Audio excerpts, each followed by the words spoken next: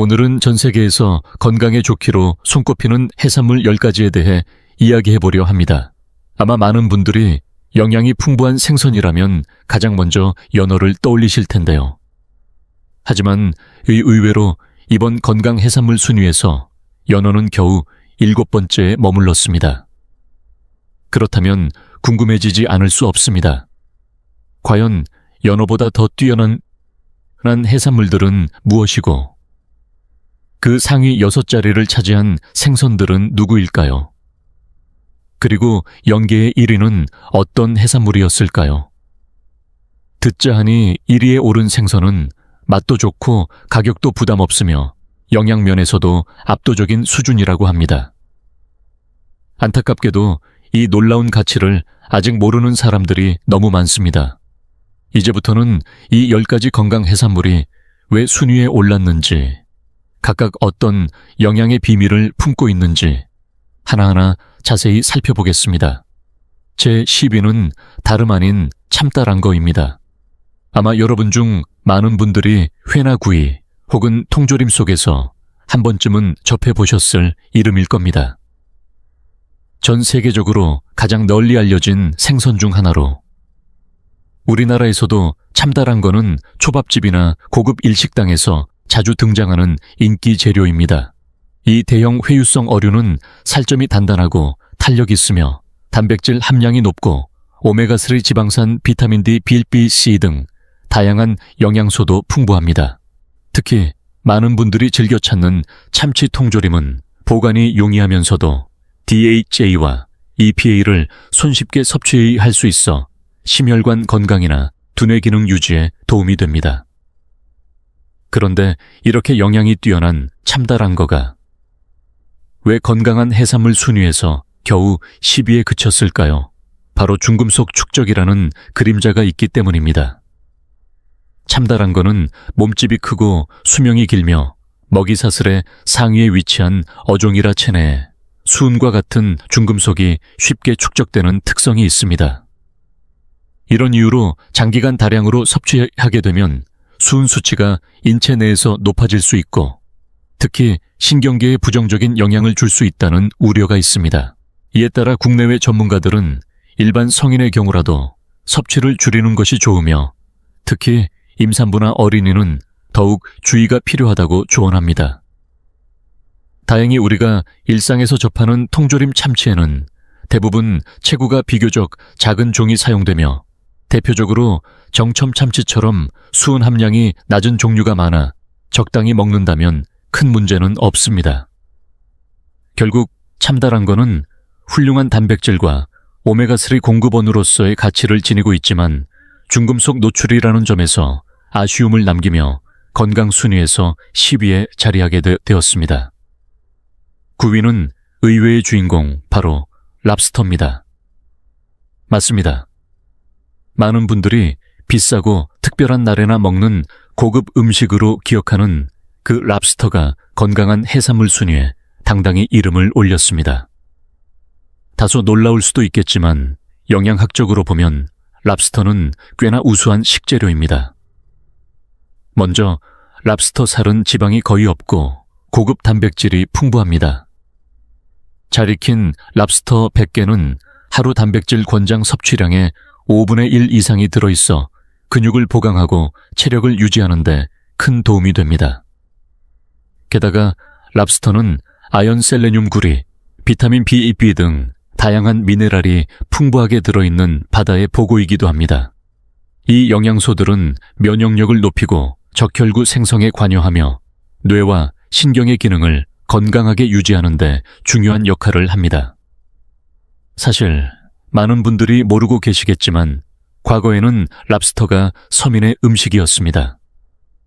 일제강점기 시절 경상남도 남해에서 잡히던 가재 종류는 빈곤한 시절에 단백질 공급원으로 감옥 수감자나 군인들에게 대량으로 제공되기도 했습니다. 그러나 지금은 그 부드러운 살결과 고소한 풍미 덕분에 랍스터는 고급 식재료로 자리 잡았고 가격도 예전과는 비교할 수 없을 만큼 높아졌습니다. 물론 단점도 존재합니다. 랍스터는 비쌀 뿐만 아니라 자주 구하기도 어렵고 갑각류 특유의 퓨린 함량이 높아 요산 수치가 높은 분들이나 통풍 환자에게는 좋지 않을 수 있습니다. 또한 일반 생선보다 콜레스테롤 함량도 다소 높기 때문에 주의가 필요합니다. 이처럼 랍스터는 영양소도 뛰어나고 맛도 훌륭하지만 자주 섭취하기에는 여러모로 부담이 되는 식재료입니다.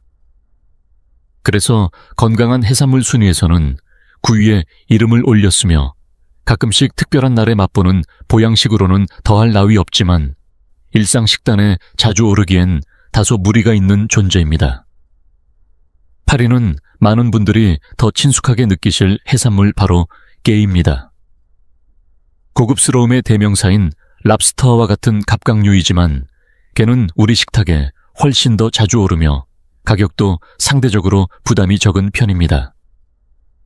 특히 가을철 꽃게철이 되면 시장 곳곳에 넘쳐나는 그 신선한 향, 그리고 단맛이 감도는 부드러운 게살은 남녀노소 모두에게 사랑받는 국민 해산물이라 해도 과언이 아닙니다.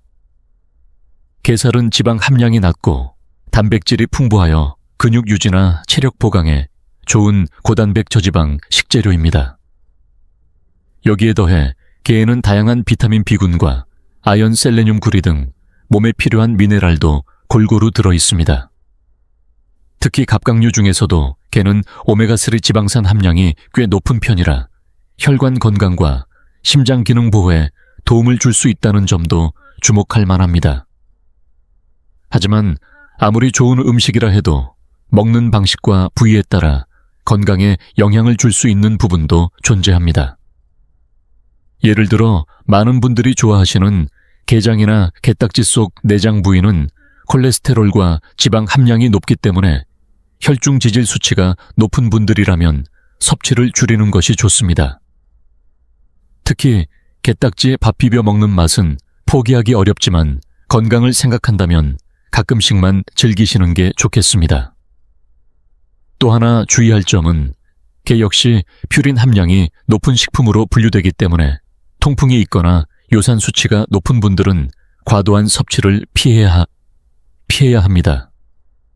그럼에도 불구하고 일반적인 성인이라면 게살을 적당히 섭취하는 것은 전혀 문제 없으며 오히려 건강에 이로운 영향을 줄 수 있습니다. 특히 게 껍질에는 키틴이라는 성분이 들어있어 면역 조절이나 혈중 지방 개선에도 도움을 줄 수 있다는 연구 결과도 있습니다.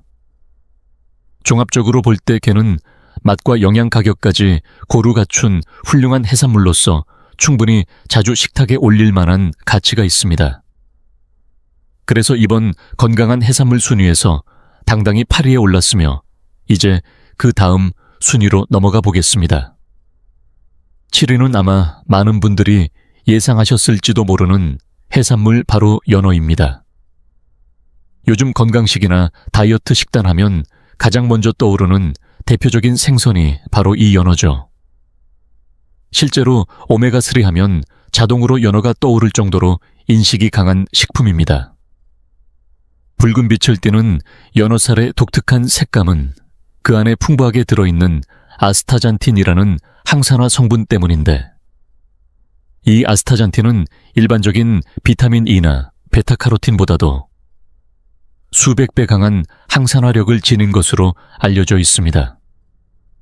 덕분에 연어를 먹으면 EPA, DHA와 같은 심장과 뇌에 좋은 지방산뿐 아니라 염증 완화, 시력 보호 피부 건강까지 한꺼번에 챙길 수 있다는 점에서 큰 주목을 받고 있습니다.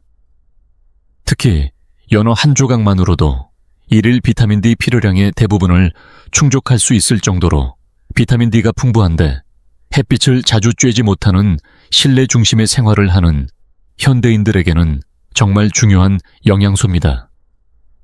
연어는 단백질도 훌륭하고 칼륨, 비타민 B군 등 각종 미네랄도 고루 들어있어 영양의 보고라 해도 과언이 아닙니다. 이렇게 많은 장점을 가진 연어가 겨우 7위에 그쳤다는 건 의외일 수도 있지만 이유는 단 하나 더 뛰어난 경쟁자들이 있었기 때문입니다. 우선 오메가3 함량만 보자면 연어보다 훨씬 더 많은 양을 지닌 생선들이 존재합니다. 예를 들어 같은 무게의 고등어는 DHA, EPA 함량이 연어보다 몇 배는 더 높습니다. 또 시중에 판매되는 연어의 대부분이 양식산이라는 점도 빼놓을 수 없습니다. 양식 연어는 지방은 많지만 오메가3 비율은 상대적으로 낮을 수 있고 사육 환경에 따라 항생제 잔류나 사료 오염 등 우려가 있을 수 있습니다. 반면 야생에서 잡은 소형 어종은 자연적이고 비교적 오염 위험이 적습니다. 마지막으로 연어는 가격대가 다소 높아 누구나 매일 즐기기엔 부담이 따르는 생선이기도 합니다. 이런 점들을 종합해보면 연어가 건강 식재료임은 분명하지만 가격과 접근성 경쟁 생선들의 높은 영양 밀도 등을 감안했을 때 이번 순위에서는 아쉽게도 7위에 머물 수밖에 없었습니다. 6위는 많은 분들이 이미 좋아하시고 자주 접하는 해산물 바로 새우입니다. 바닷가재처럼 눈에 띄는 외모는 아니지만 그 맛과 활용도 덕분에 찌개 볶음 전골은 물론 명절 음식에서도 빠지지 않는 식재료죠. 보통 새우라고 하면 건강보다는 맛있는 음식이라는 인상이 먼저 떠오르기 마련이지만 사실 새우는 영양적으로도 매우 훌륭한 해산물입니다. 우선 새우살은 단백질이 풍부하면서도 지방이 적고 칼로리 또한 낮아 고단백 저지방 식단을 실천하려는 분들께 더없이 좋은 선택지입니다. 실제로 백금강엄 기준으로 보면 새우는 한 컵 분량의 우유와 맞먹는 수준의 단백질을 제공하면서도 지방과 열량은 붉은 육류보다 훨씬 낮습니다. 게다가 새우 특유의 붉은 빛은 아스타잔틴이라는 강력한 항산화 성분에서 비롯되는데 이 성분은 연어에도 다량 포함되어 있으며 활성산소를 줄이고 세포를 보호하는 역할을 한다는 점에서 많은 주목을 받고 있습니다. 연구에 따르면 아스타잔틴의 항산화 능력은 비타민이나 베타카로틴보다도 수백 배 이상 강력하다는 보고도 있을 정도입니다. 이 외에도 새우에는 비타민 B, 비타민 E, 비타민 C, 아연, 요드 등 우리 몸에 꼭 필요한 다양한 영양소가 들어 있습니다. 특히 B1D는 신경과 면역 기능을 유지하는 데 중요한 역할을 하며 C는 대표적인 항산화 비타민으로 알려져 있습니다. 또 바닷가 근처에 사는 분들이 예전부터 새우를 즐겨 먹어온 이유 중 하나가 바로 요오드 섭취 때문인데 요오드는 갑상선 기능 유지에 필수적인 미네랄입니다. 물론 새우에 대해 걱정되는 점이 없는 건 아닙니다. 대표적으로 콜레스테롤이 높다는 우려인데 실제로 새우는 생선류에 비해 콜레스테롤 함량이 다소 높은 편입니다. 하지만 최근 연구에 따르면 음식에 포함된 콜레스테롤이 혈중 콜레스테롤에 미치는 영향은 그리 크지 않으며 사유는 지방이 거의 없고 오히려 오메가3와 인지질 등 심장에 유익한 성분도 함께 들어있어 적당히 먹는다면 큰 문제가 되지 않는다는 것이 전문가들의 공통된 의견입니다. 이처럼 새우는 가격이 합리적이고 영양소가 풍부하며 구하기도 쉬운 데다 다양한 요리법에도 잘 어울립니다. 찜이든 탕이든 볶음이든 어떤 방식으로 요리해도 맛있고 건강에도 좋은 새우는 이번 순위에서 6위에 이름을 올리기에 충분한 이유를 가진 건강 해산물입니다.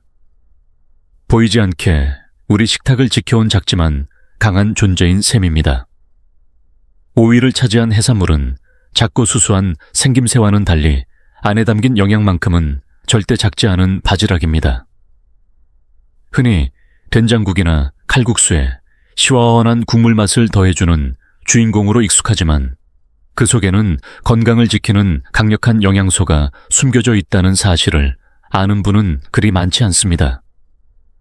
가격이 저렴하고 조리도 간편한 바지락은 단순히 맛있는 식재료를 넘어 영양학적으로도 매우 우수한 해산물입니다. 먼저 바지락은 단백질 함량이 높고 지방이 거의 없어 고단백 저지방 식단에 잘 어울리는 건강한 식품입니다. 게다가 바지락이 진가를 발휘하는 부분은 바로 미량 영양소, 특히 비타민 B와 철분의 풍부함입니다. 100개 바지락살에는 하루 권장량을 훌쩍 넘는 비타민 B가 들어있으며 철분도 고기 못지않게 많이 함유되어 있어 빈혈 예방과 신경계 건강 유지에 큰 도움을 줍니다. 실제로 바지락은 모든 식품 중에서도 비타민 B3 함량이 상위권에 속하며 자연 그대로의 철분 공급원으로도 높은 평가를 받고 있습니다.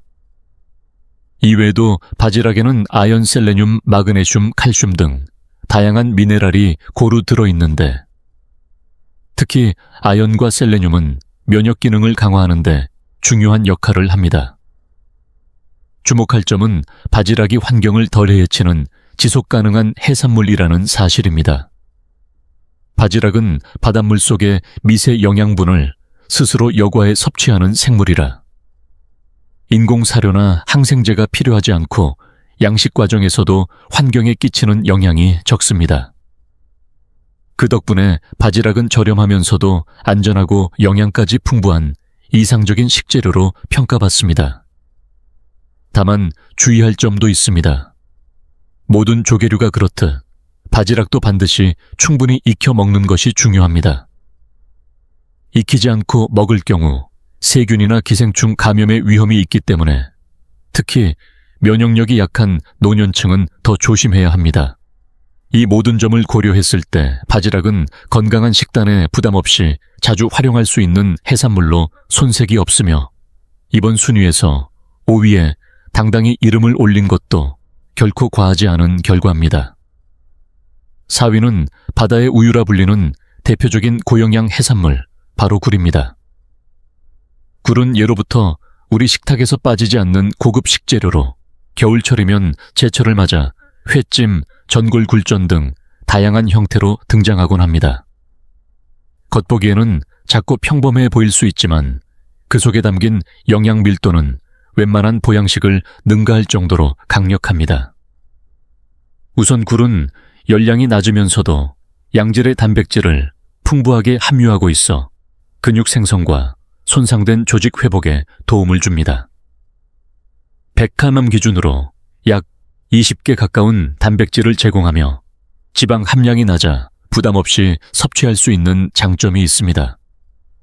특히 굴이 주목받는 가장 큰 이유는 미량 영양소의 압도적인 수준입니다. 아연, 셀레늄, 구리, 철분 등 신체 기능 유지에 필수적인 원소들이 매우 높은 농도로 들어있어 그야말로 영양 농축 캡슐이라는 별명이 아깝지 않습니다. 예를 들어 100개 굴만 섭취해도 하루 권장량 이상의 아연과 비타민 B12를 섭취할 수 있으며 구리와 셀레늄 또한 수배 이상 충족될 정도입니다. 아연은 면역력 유지와 상처 치유에 필수적인 성분이며 특히 남성 건강과도 밀접한 관련이 있어 남자의 미네랄이라 불리기도 합니다. 구리와 철분은 조혈작용에 관여해 빈혈 예방에 탁월하며 굴은 자연적인 철분 공급원으로서도 훌륭한 선택입니다. 뿐만 아니라 굴에는 뼈 건강을 위한 비타민 D와 심혈관 보호에 효과적인 오메가3 지방산도 풍부하여 중장년층에게 특히 권할 만한 식품입니다. 다만 굴하면 흔히 떠오르는 것이 바로 생으로 레몬을 짜서 먹는 신선한 그 맛이지만 이 방식에는 주의가 필요합니다. 생굴은 노로바이러스 등 식중독균에 오염될 가능성이 있어 면역력이 약한 노인이나 만성질환자라면 반드시 익혀 먹는 것이 바람직합니다. 다행히도 굴은 익혀도 맛이 훌륭하며 찜, 구이탕 등 다양한 방식으로 조리해도 특유의 바다향을 그대로 느낄 수 있어 활용도가 높습니다. 맛과 영양을 두루 갖추고 있으면서도 계절감까지 살릴 수 있는 굴은 이번 건강 해산물 순위에서 4위에 오르기에 충분한 자격이 있는 진정한 자연의 보물입니다. 이제 순위는 3위에 도달했습니다. 바로 청어입니다. 청어라는 이름이 국내에서는 다소 생소하게 들릴 수 있지만 유럽에서는 오랜 전통을 자랑하는 대중적 생선이며 일본에서는 서양식 절임 생선이나 훈제 생선으로도 자주 활용됩니다. 청어는 크기가 작고 기름기가 많은 등푸른 생선으로 영양 성분 면에서는 고등어나 정어리와 매우 유사한 특징을 가집니다. 특히 주목할 점은 오메가3 지방산의 함량이 매우 높다는 것입니다. 심장 건강과 뇌 기능 유지를 위한 지방산 공급원으로서 손색이 없으며 여러 연구에서도 일주일에 2회에서 3회 이상 오메가3가 풍부한 생선을 섭취할 경우 심혈관 질환 위험이 크게 줄어든다는 결과가 반복적으로 보고되고 있습니다. 이런 기준에 가장 이상적으로 부합하는 생선이 바로 청거 같은 기름 많은 소형 어류입니다. 청거는 오메가3 외에도 비타민 D와 비타민 B2가 풍부한 것으로도 유명합니다. 특히 겨울철 일조량이 부족한 지역에서는 비타민 D 결핍이 흔한데 청거는 그 부족분을 자연스럽게 채워줄 수 있는 귀한 식재료입니다. 실제로 북유럽에서는 과거 전쟁이나 식량난이 있던 시기에도 훈제 청거가 중요한 비타민 D 공급원 역할을 해왔습니다. 이 때문에 청거는 식탁 위에 햇살이라는 별명을 얻기도 했습니다. 또한 청거는 칼슘과 셀레늄 함량도 높아 뼈 건강이나 항산화 기능에도 도움을 줍니다. 특히 뼈째로 먹는 통조림 형태나 절임 청어를 섭취하면 연골과 뼈에 들어있는 칼슘까지 흡수할 수 있어 영양 효율이 더 뛰어납니다. 국내에서는 청거가 일상적인 식재료로 널리 쓰이지는 않지만 사실 영양 구성만 놓고 보면 우리에게 익숙한 꽁치와도 비슷한 구조를 가지고 있으며 가격도 저렴한 편입니다. 서양에서는 청거를 훈제하거나 절여서 먹는 방식이 대중화되어 있으며 평범한 사람들의 가장 위대한 생선이라는 표현이 붙을 정도로 많은 이들의 건강을 책임져온 음식입니다. 정리하자면 청거는 영양면에서 매우 균형 잡힌 생선이며 뛰어난 지방산 구성과 합리적인 가격까지 갖춘 진정한 가성비 해산물로서 이번 건강 해산물 순위에서 당당히 3위를 차지하게 되었습니다. 2위는 우리 국민에게도 아주 익숙한 생선이자 영양학자들이 꾸준히 추천하는 생선 가운데 단연 상위권을 차지하는 고등어입니다. 고등어는 한국뿐만 아니라 일본, 노르웨이, 프랑스 등에서도 오랫동안 사랑받아온 전통적인 식탁의 단골 생선입니다. 기름기 있는 중형 어류로 분류되는 고등어는 살결이 부드럽고 감칠맛이 뛰어나지만 그 진짜 가치는 맛보다도 영양에 있습니다. 무엇보다도 고등어는 오메가3 지방산의 보고입니다. 영양 전문가들에 따르면 고등어 100kg당 포함된 DHA와 EPA의 총량은 수천 밀리그램에 달해 대부분의 생선을 훌쩍 뛰어넘으며 심지어 고가의 연어보다도 몇 배나 높은 수치를 자랑합니다. 같은 양의 연어를 먹는 것보다 고등어를 먹는 것이 오히려 더 많은 유익한 지방산을 섭취하는 셈이죠. 그래서 일부 사람들은 고등어를 가리켜 진짜 두뇌 생선이라고 부르기도 합니다. 오메가3는 나쁜 콜레스테롤 수치를 낮추고 좋은 콜레스테롤을 높이며 염증을 줄이고 뇌 건강을 촉진하는 데 효과가 있는 것으로 알려져 있습니다. 특히 중장년층의 심혈관 건강을 위한 최고의 식재료로 꼽히는 이유도 여기에 있습니다. 여기에 더해 고등어는 비타민 B12와 비타민 D 셀레늄 같은 필수 미량 영양소가 풍부합니다.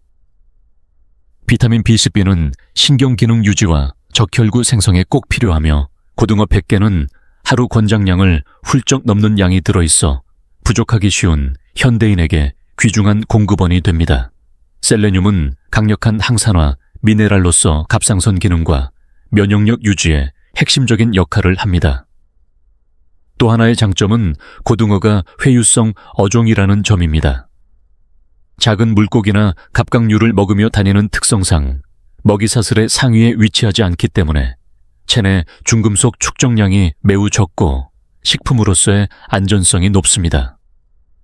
반대로 상위 포식자인 황새치나 상어 같은 어종은 수은 함량이 높아 섭취가 권장되지 않는 경우가 많은데 고등어는 이러한 우려가 없는 저위험 고영양 생선의 대표입니다.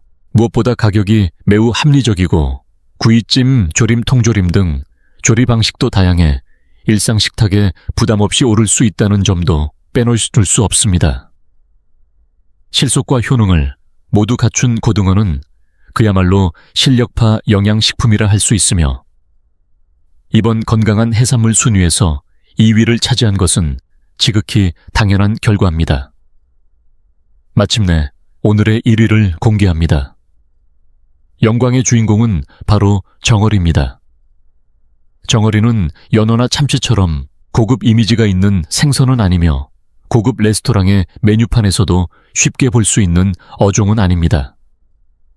하지만 영양학자들은 오래전부터 정어리를 바다에서 건져 올린 보물이라고 부르며 강력히 추천해 왔습니다. 자꾸 은빛이 도는 몸통 한 번에 한 줌씩 잡히는 이 소형 어류는 한때 저렴한 통조림용 생선으로 취급되며 그 가치를 저평가받았던 시절도 있었지만 최근 들어 그 진가가 다시금 주목받고 있습니다. 정어리는 오메가3 지방산, 특히 DHA와 EPA의 함량이 매우 높은 것으로 유명합니다. 이 지방산은 심장과 뇌 건강을 지키는데 결정적인 역할을 하며 염증 반응을 줄이고 혈관을 부드럽게 유지해주는 기능도 갖추고 있어 중장년층의 건강 유지에 필수적인 성분입니다.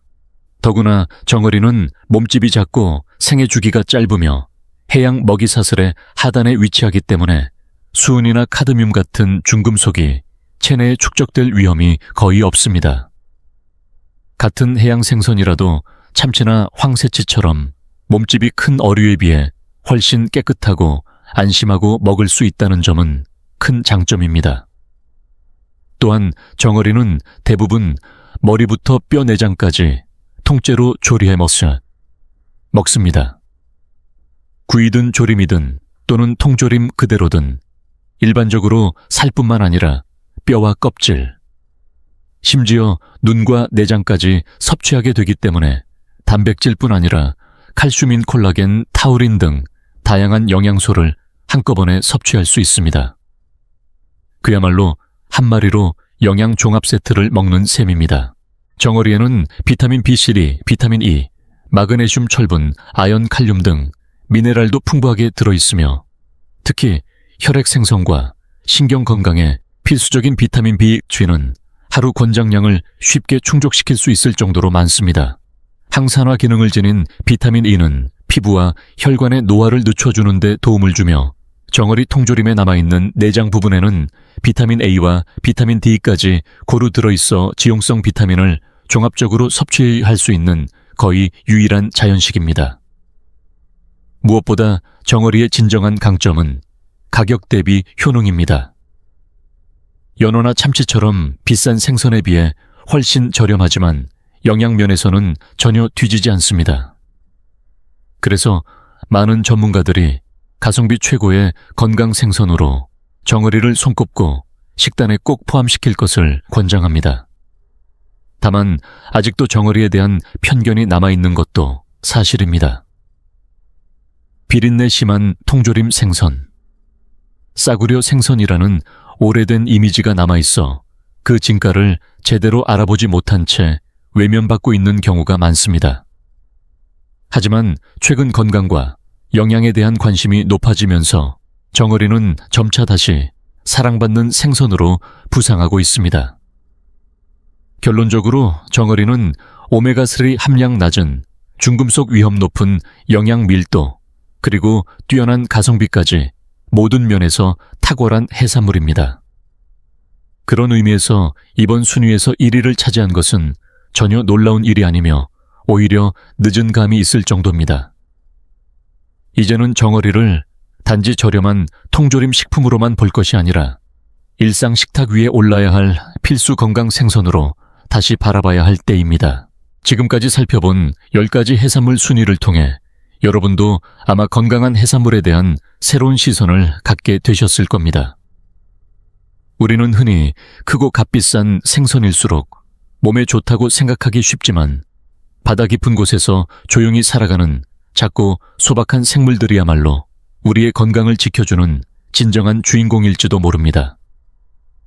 정어리, 고등어, 바지락굴처럼 눈에 띄지 않던 해산물들이 오히려 영양면에서는 이름난 고급 어종보다 훨씬 뛰어난 결과를 보여주고 있다는 사실은 작지만 강하다는 진리를 다시금 일깨워줍니다. 물론 연어나 참치 같은 생선도 여전히 훌륭한 단백질과 오메가3의 공급원으로서 가치가 있습니다. 하지만 만약 여러분이 더 높은 영양 밀도와 더 좋은 가격, 그리고 더 안전한 선택을 원하신다면 이번 순위에서 소개된 해산물들을 기억해 두셨다가 식탁 위에 조금씩 올려보시기를 권합니다. 정어리나 고등어를 간단히 구워 먹거나 바지락을 된장국에 넣고 굴을 찜으로 즐기는 것만으로도 우리 몸은 심장부터 뇌 면역체계, 뼈 건강까지 든든한 바다의 방어막을 얻게 될 것입니다. 오늘의 이야기가 여러분의 식재료 선택에 작지만 의미 있는 영감을 드릴 수 있었다면 더할 나위 없는 보람입니다. 다음에 시장이나 마트를 찾게 되신다면 오늘 소개해드린 이 건강한 바다의 선물들에게도 한번 눈길을 주어보세요. 여러분의 몸이 그 선택을 분명히 알아차리고 고마워야 할 날이 곧 찾아올 것입니다. 지금부터 약을 빠짐없이 복용해도 혈압이 좀처럼 내려가지 않는 이유를 밝혀줄 수 있는 중요한 내용을 알려드리겠습니다.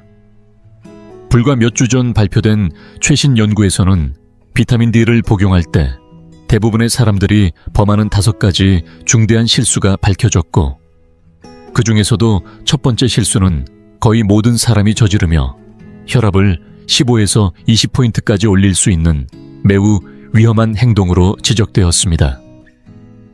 저는 심장내과 전문의 김준호입니다. 20년 넘게 환자들을 진료하며 비타민 D를 잘못 복용해 혈압약을 3가지, 4가지까지 복용하게 된 분들을 수없이 보아왔습니다. 제약업계는 이런 정보를 널리 알리지 않습니다. 복용법을 바로잡아 약을 줄일 수 있는 방법을 알려주는 일에는 수익이 없기 때문입니다. 하지만 연구 결과는 분명합니다. 국내 심장학회지를 통해 발표된 한 연구에서는 15,000명 이상의 참가자를 8년 동안 추적한 끝에 비타민 D를 정확히 복용하면 혈압이 10에서 14포인트까지 낮아질 수 있다는 사실을 밝혔습니다.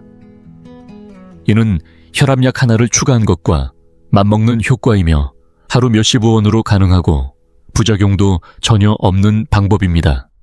이 영상을 끝까지 보시면 이 5가지 실수가 무엇인지 정확히 알게 될 것이며, 첫 번째 실수가 왜 비타민 D가 제공해야 할 모든 심혈관 효과를 완전히 막아버릴 만큼 치명적인지 이해하게 되고, 오늘부터 비타민 D를 올바르게 복용하기 위한 완전한 방법을 손에 넣게 될 것입니다. 지금부터 알려드릴 5번째 실수는 많은 분들이 한 번도 생각해 본 적 없는 치명적인 오류입니다. 바로 비타민 D를 복용하면서 비타민 K2를 함께 섭취하지 않는 것입니다. 이건 단순히 효과가 떨어진다는 문제가 아니라 오히려 건강을 해칠 수 있는 위험한 행동입니다. 김정호 어르신은 71세로 혈액검사에서 비타민 D 수치가 18로 매우 낮게 나왔고 서울의 한 내과에서 비타민 D 보충제를 처방받았습니다. 그 후 5년 동안 하루도 빠짐없이 복용했고 수치는 35까지 회복되었지만 이상하게도 혈압은 전혀 좋아지지 않았고 오히려 조금씩 악화되어 148에 88이던 혈압이 156에 92까지 올라갔습니다. 주치의는 이유를 도무지 이해하지 못했고 결국 흉통 증상이 나타나 심장검사를 받은 결과 동맥경화가 상당히 진행돼 있다는 소견을 들었습니다. 혈중 콜레스테롤 수치도 정상이었고 당뇨도 없었기에 원인을 찾을 수 없던 상황에서 최근 비타민 D 관련 학술대회에 다녀온 심장내과 전문의가 한 가지 질문을 던졌습니다. 비타민 K2는 함께 복용하고 계신가요? 김정호 어르신은 K2라는 이름조차 처음 들어보았습니다. 실상은 이랬습니다. 비타민 D는 음식에서 칼슘 흡수를 촉진시키는데 K2가 없으면 이 칼슘이 뼈로 가지 않고 혈관벽이나 연부 조직에 쌓이게 됩니다. K2는 칼슘을 뼈로 보내는 단백질을 활성화시켜 혈관 내 축적을 막는 핵심 역할을 합니다. 김 어르신은 무려 5년 동안 고용량의 비타민 D를 꾸준히 복용했지만 K2는 전혀 함께하지 않아 결과적으로 흡수된 칼슘이 동맥벽에 쌓이며 혈관이 딱딱해지고 탄력이 떨어졌고, 이는 결국 혈압을 더 올리는 요인이 되었습니다. 도움이 될 줄 알았던 영양제가 오히려 심장을 더 위험하게 만든 것입니다. 해결책은 명확합니다. 비타민 D3를 복용할 때는 반드시 K2 그 중에서도 MK11 형태를 하루 100에서 200 마이크로그램 함께 섭취해야 합니다. 요즘은 D3와 K를 한 알에 담은 복합제도 나오고 있으니 그걸 선택하는 것도 좋고, 따로 복용하더라도 반드시 동시에 같은 시간에 복용해야 합니다. 그래야 칼슘이 혈관이 아닌 뼈로 가고 이미 쌓인 칼슘도 점차 제거되는 효과를 볼 수 있습니다. 여러 연구에 따르면 D3와 K2를 함께 복용한 사람들은 혈관의 탄력이 더 높고 혈압이 더 낮으며 심혈관계 질환 위험이 현저히 낮아지는 것으로 나타났습니다. 선택이 아닙니다. 비타민 D를 복용 중이라면 K2는 반드시 오늘부터 함께 시작하셔야 합니다. 이제 네 번째 실수로 넘어가겠습니다. 이 부분은 많은 사람들이 비타민 D를 몇 달 몇 년씩 꾸준히 복용했음에도 불구하고 수치가 좀처럼 오르지 않는 이유를 설명해 줍니다. 바로 비타민 D를 지방 없이 복용하는 실수입니다. 김혜정 어르신은 올해 69세로 3년 전부터 비타민 D를 복용해 왔습니다. 주치의는 매일 2000 IU를 처방했고, 김 어르신은 하루도 빠짐없이 아침마다 복용했습니다. 아침 식사는 늘 토스트 한 조각과 블랙커피였죠. 그런데 1년이 지나도 수치는 거의 변화가 없었습니다. 시작할 때는 22였고 1년 후 겨우 28. 여전히 결핍 상태였습니다. 의사는 용량을 4000 IU로 올렸고, 또 1년이 지나 수치는 31이 되었지만 여전히 최적 수준과는 거리가 있었습니다. 김 어르신은 답답했습니다. 하루도 안 빠지고 먹었는데 왜 효과가 없지? 문제는 흡수였습니다. 비타민 D는 지용성, 즉 지방이 있어야 흡수되는 영양소입니다. 그런데 김 어르신의 아침 식사에는 지방이 거의 없었고, 대부분의 비타민 D는 흡수되지 못한 채 몸을 그냥 통과하고 있었던 것입니다. 단지 지방이 있어야 한다는 것뿐만 아니라 어떤 지방이냐가 훨씬 더 중요합니다. 최근 연구에 따르면 비타민 D는 오메가3가 풍부한 지방과 함께 복용해야 흡수도 잘 되고 기능도 제대로 수행됩니다. 오메가3는 비타민 D 흡수를 높일 뿐 아니라 비타민 D 수용체를 막는 염증을 줄여주는 역할도 합니다. 김 어르신의 복용 루틴을 바꿨습니다. 매일 아침 비타민 D를 복용할 때 생선기름 또는 간유 한 숟가락을 함께 섭취하도록 했습니다. 이 생선기름이 흡수를 위한 지방도 제공하고 오메가3도 함께 공급해줍니다. 3개월 후 수치는 58로 껑충 뛰었고, 혈압도 기존 152에 90이었던 것이 136에 82로 내려갔습니다. 만약 생선기름을 먹기 어렵다면 대체 방법으로는 호두 한 줌 또는 아마시유 한 큰술과 함께 복용하는 것도 가능합니다.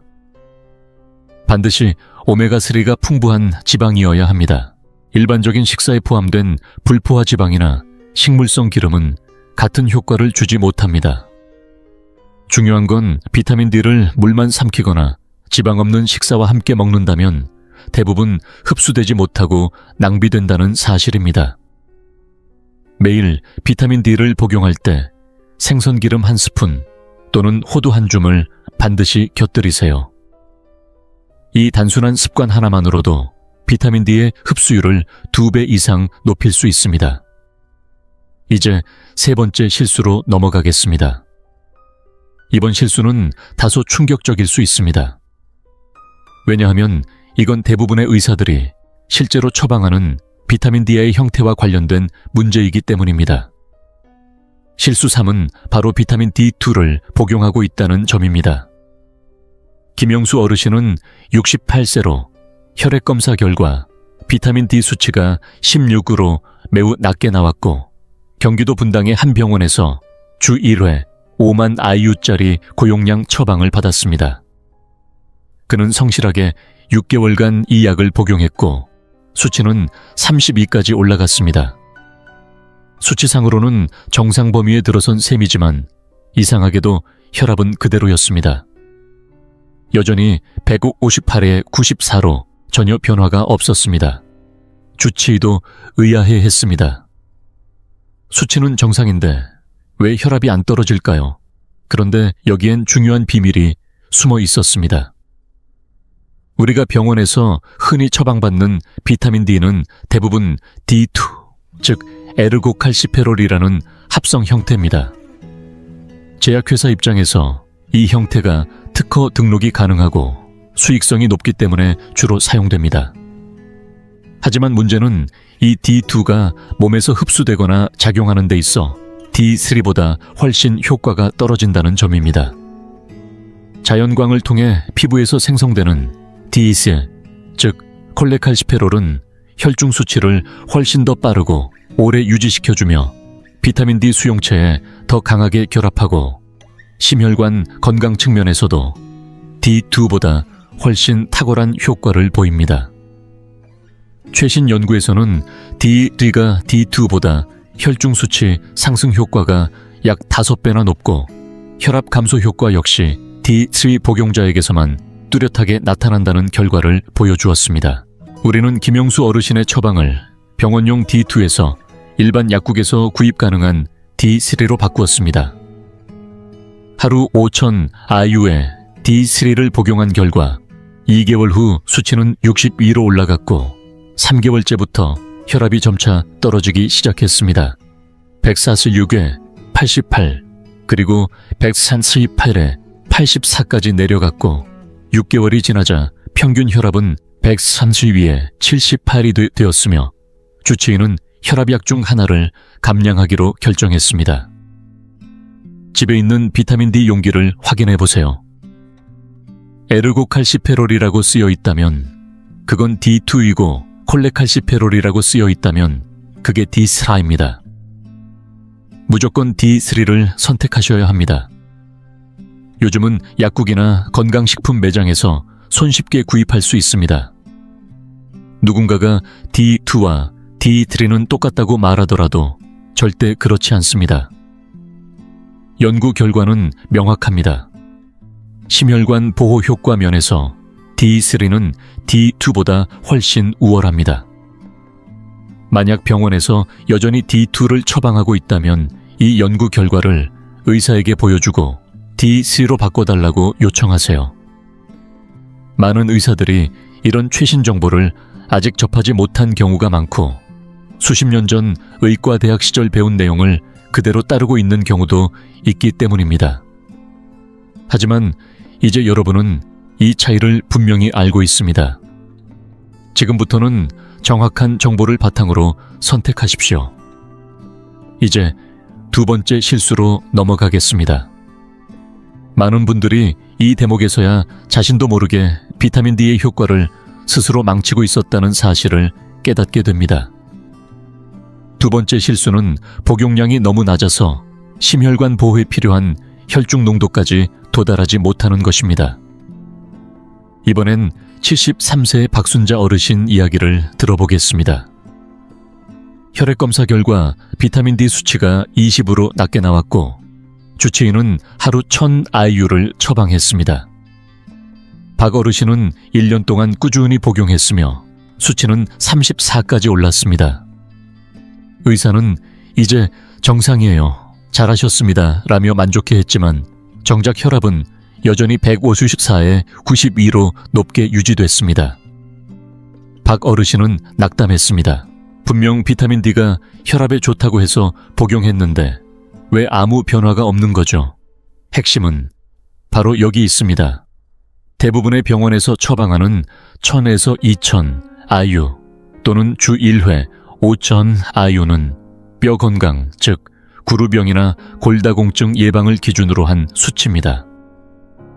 하지만 심혈관 질환 예방에 필요한 비타민 D 수치는 뼈 건강과는 전혀 다릅니다.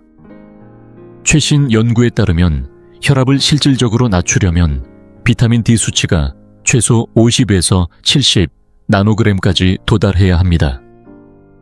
뼈 건강에는 30에서 50이면 충분하지만 심장을 지키기엔 부족합니다.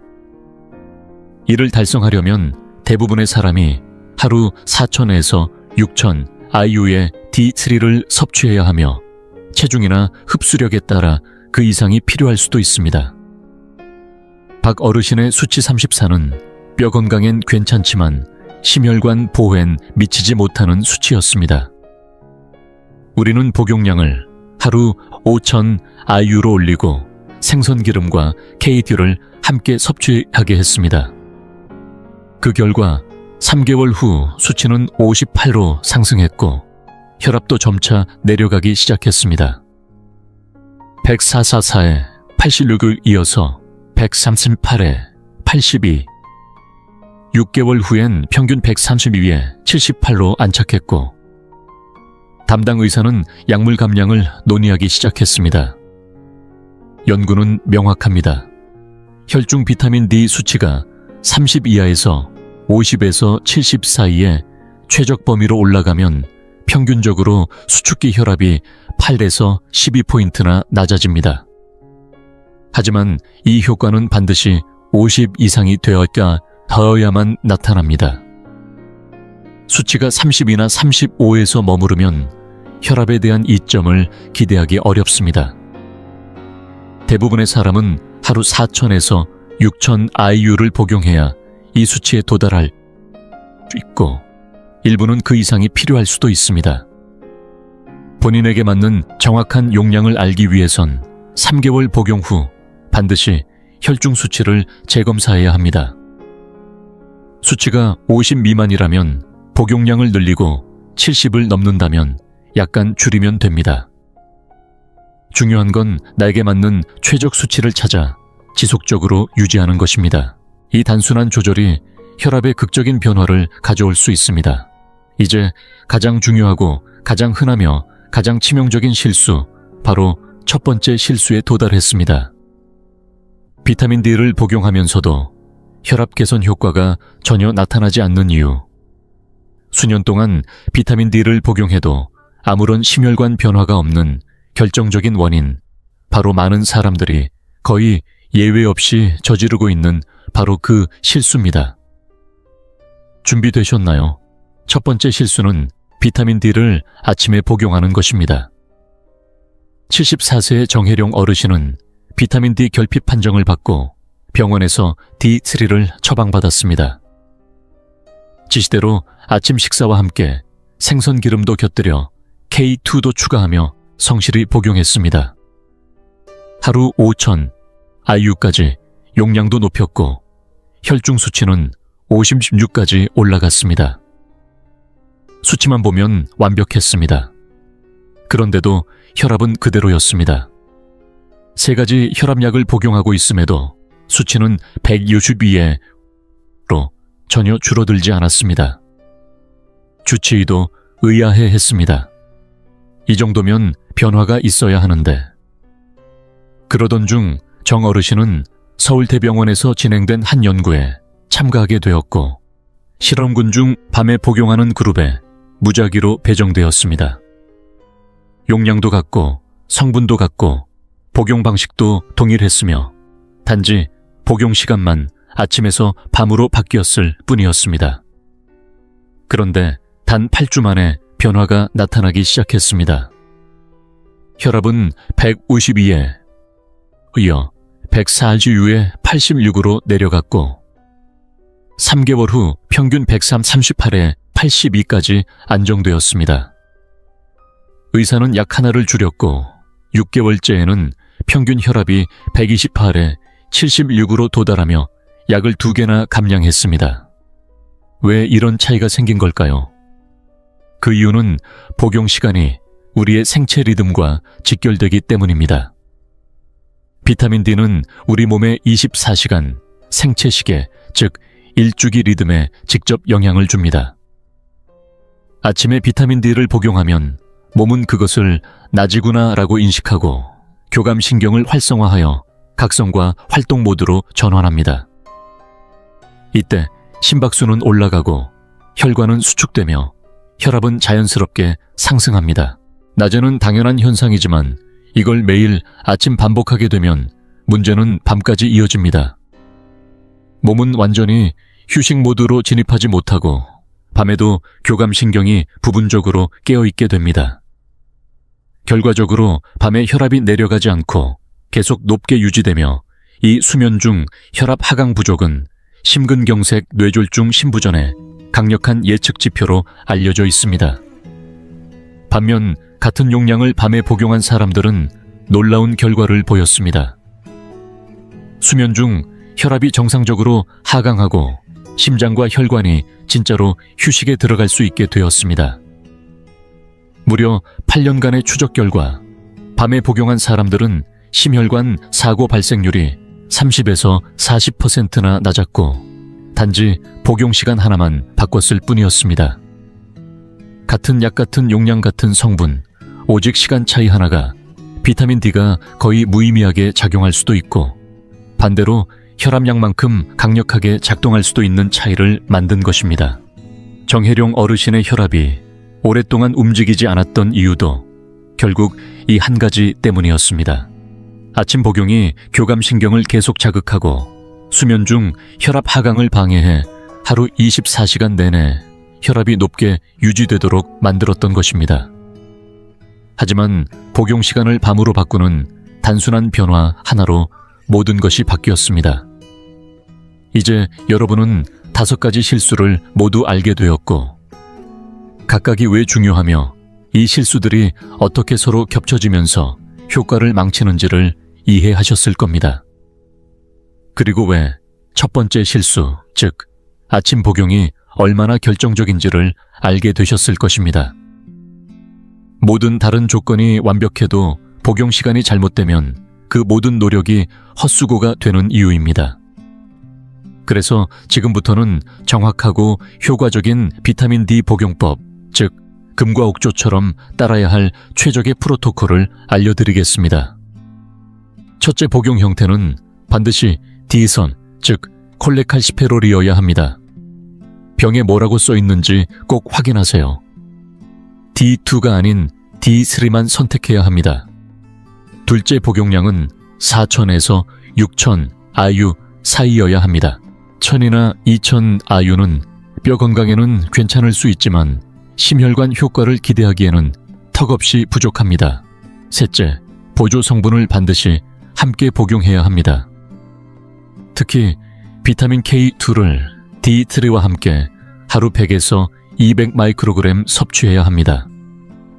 그중 MK11 형태가 가장 효과적이며 동맥에 칼슘이 쌓이는 것을 막아줍니다.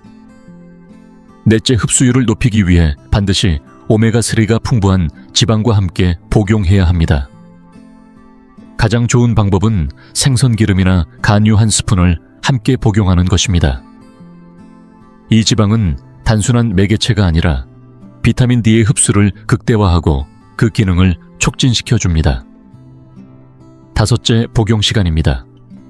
반드시 밤 취침 직전에 복용해야 합니다. 아침에 먹을 경우보다 밤에 복용하면 혈압 감소 효과가 무려 400에서 500% 더 큽니다. 매일 밤 이를 닦고 5,000 IU의 D3와 200 마이크로그램의 K2 그리고 생선기름 한 숟가락을 함께 복용한 뒤 잠자리에 드는 습관을 들이세요. 이렇게 하면 비타민 D가 생체 리듬과 조화를 이루며 작용하게 됩니다. 여섯째, 3개월 후에는 반드시 병원에서 비타민 D 수치를 재검사 받으세요. 목표 수치는 50에서 70 나노그램 사이입니다. 50 미만이라면 복용량을 올리고 70을 초과한다면 약간 줄이세요. 이 범위를 안정적으로 유지하는 것이 핵심입니다. 일곱째, 혈압 변화를 추적해야 합니다. 처음 몇 주 동안은 아침과 저녁 하루 2번 혈압을 측정해 기록으로 남기세요. 대부분은 8주에서 12주 사이에 뚜렷한 변화가 나타납니다. 8째, 혈압약 조절입니다. 혈압이 안정적으로 내려가기 시작하면 주치의와 상담하여 복용 중인 혈압약을 줄일 수 있습니다. 절대 혼자 끊지 마시고 반드시 의사와 함께 조율하세요. 올바른 비타민 D 복용법은 약을 끊을 수 있게 도와주거나 최소한 개수를 줄여주는데 큰 도움이 됩니다. 실제로 72세의 이순자 어르신은 이 프로토콜을 정확히 따라 효과를 본 사례입니다. 초기 혈압은 100월 94였고 3가지 혈압약을 복용 중이었습니다. 의사는 4번째 약을 추가할 계획이었지만 이 어르신은 3개월만 이 방법을 써보자고 요청했습니다. 아침 복용에서 밤 복용으로 바꾸고 K2와 생선기름을 추가하고 용량도 5000 IU로 올렸습니다. 3개월 후 비타민 D 수치는 62로 상승했고 평균 혈압은 138에 84로 내려갔습니다. 의사는 약 하나를 줄였습니다. 6개월 후에는 132에 78이 되었고 두 번째 약도 줄였습니다. 1년 후 이 어르신은 4가지 약 대신 단 하나의 저용량 약으로 혈압을 잘 관리하고 계십니다. 이 방법은 실제로 효과가 있습니다. 수많은 연구들이 이를 강력히 뒷받침하고 있지만 단 한 가지 조건이 있습니다. 반드시 올바르게 실천해야만 합니다.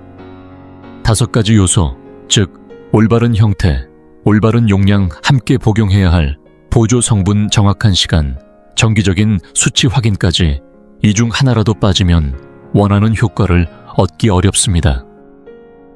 먼저 안전에 대해서 말씀드립니다. 이러한 용량의 비타민 D는 대부분의 사람에게 안전합니다. 하지만 만약 신장질환 결절성, 유가종증 기타, 만성질환이 있다면 고용량 복용 전에 반드시 의사와 상담하셔야 합니다. 또한 혈액 응고약을 복용 중인 경우 K2 추가 시에도 의사와 반드시 상의하셔야 합니다. 대부분의 분들에겐 문제가 없지만 이러한 상호작용은 알고 계셔야 합니다. 결론은 이렇습니다. 여러분이 복용 중인 비타민 D는 혈압 조절에 아무런 효과가 없을 수도 있습니다. 왜냐하면 위에서 설명드린 5가지 실수 중 하나 이상을 하고 계실 가능성이 높기 때문입니다.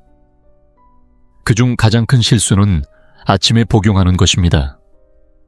이건 심혈관 효과를 거의 완전히 제거해버립니다. D2를 복용하는 것도 마찬가지입니다. 효과는 미미합니다.